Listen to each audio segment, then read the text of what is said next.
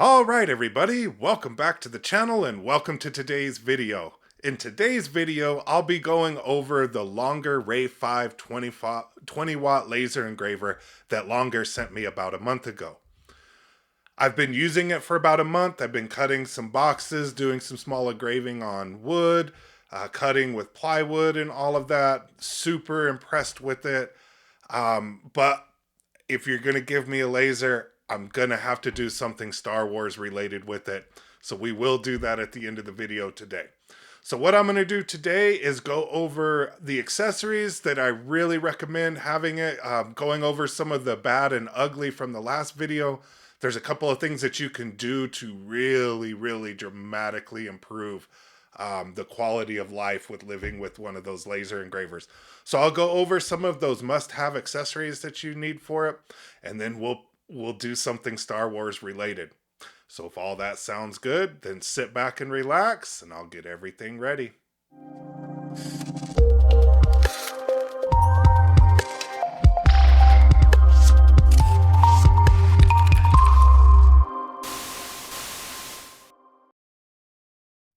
Alright, so after living with the Longer for about a month and using everything, the biggest upgrade that I got for it and what I would recommend if you're going to order one, I'll leave a link down to Longer's as well as one from Amazon if you already have a laser engraver, but that is an enclosure. For me, that's a must-have. If you definitely need to get an enclosure that has a fan with it that will blow all of that smoke through a tube, like out of a window or something like that. So you really need to vent this thing.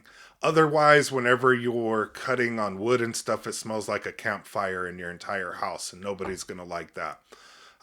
So it's kind of one of those must-have. There's also a couple videos out there on how to make one and how to use like some plexiglass or whatever that's the right, blocks the right waves and everything like that. Whatever it is that you happen to do, for sure get an enclosure. And here's the one from Longer that you can get. And there's also one here from Amazon that you can get that has a fan that actually, actively blows the air out through a tube and everything. So be sure to get one of those. The second must-have that you need to get is one of the plates that you put on the bottom to print on. You don't want to accidentally hit your enclosure or the table that you have this set on or something like that. You don't want it to burn through, especially when you're cutting something. You don't want it to burn through and mess up the table underneath. So I'll leave a link to Longer's as well as one on Amazon below of that build plate that you can get there. And that is another thing that is a must-have for it as well. So the enclosure also helps with the sound, which was something that I had mentioned in the last video. So once you enclose that and everything, it really cuts down on the noise of the fan and that air pump. I put the air pump inside of there. There's enough room in the one that I got to put the air pump inside of there. That dramatically cut down on the amount of noise that this thing makes and makes it manageable. So if you get those things, this is really turns into a quiet machine. And as long as you can get the campfire smell out of the back of it, which I highly recommend getting an enclosure that can do that, it's very enjoyable from there.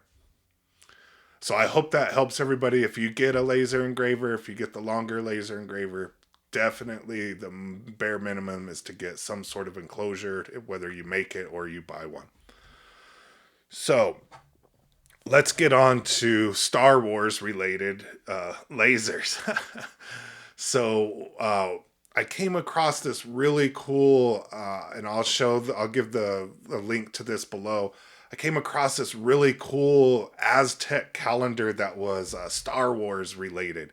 And instead of, I've done a lot of stuff with wood and engraving on wood and doing all of that stuff, I thought I would go through everything that it would take to print on metal or, engrave. It doesn't really engrave on it, as you can see here. It really, just kind of darkens it, and you can do different things with the shade of it and everything. But I ran across this really cool Aztec kind of Star Wars thing, and I thought it would look cool right there on the side of my printer. So I want to put it on there with magnets and everything.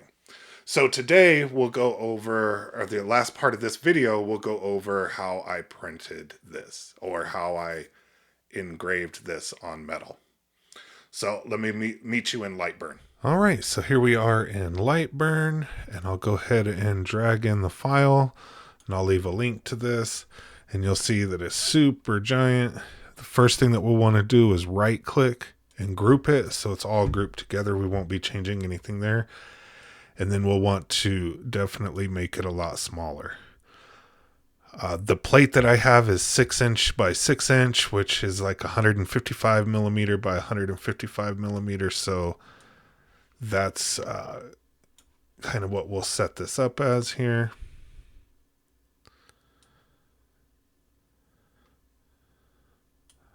So you'll kind of want to get it on the edge right here and get it ready. And then the settings that I used for this here were fill. Speed was at 50. And max power of 100.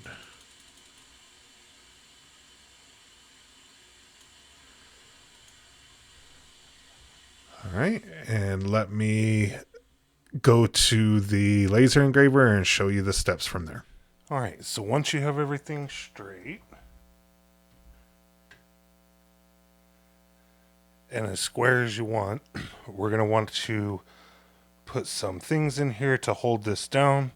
Then we're going to set the right height for the laser, and then we'll go ahead and print out the engrave out the Aztec calendar with Darth Vader.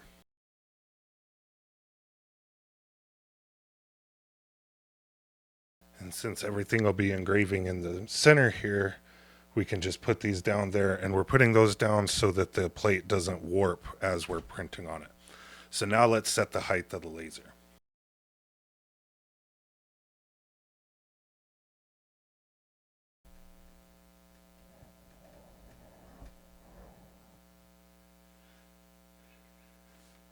All right, now that the height is set, we'll go ahead and turn the laser on. And we'll go ahead and set the origin to this corner over here. First we'll do a home, and then we'll set the origin.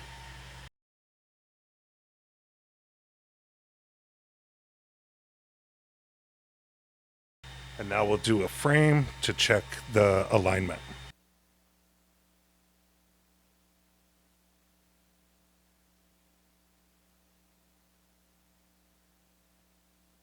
And as you can see, it was framed up correctly. So we'll go ahead and go to Lightburn and hit the engrave button. All right, so once you've got everything set up, you've got the origin set up correctly, you've hit this frame button and you see that it scans directly over where you've set your piece up and everything, then you just simply hit the start button and let it start engraving. All right, so as you can see, this turned out really, really good. This is a fun, really cool project to do, and just another really cool thing that you can do with the laser engraver. Highly recommend Longer, and I highly recommend getting a laser engraver in your makerspace so that you can do some really cool stuff like this as well. I hope everybody enjoyed this video. Please like and subscribe. Thank you to all my Patreons, and I'll see everybody in the next video. Have a great week.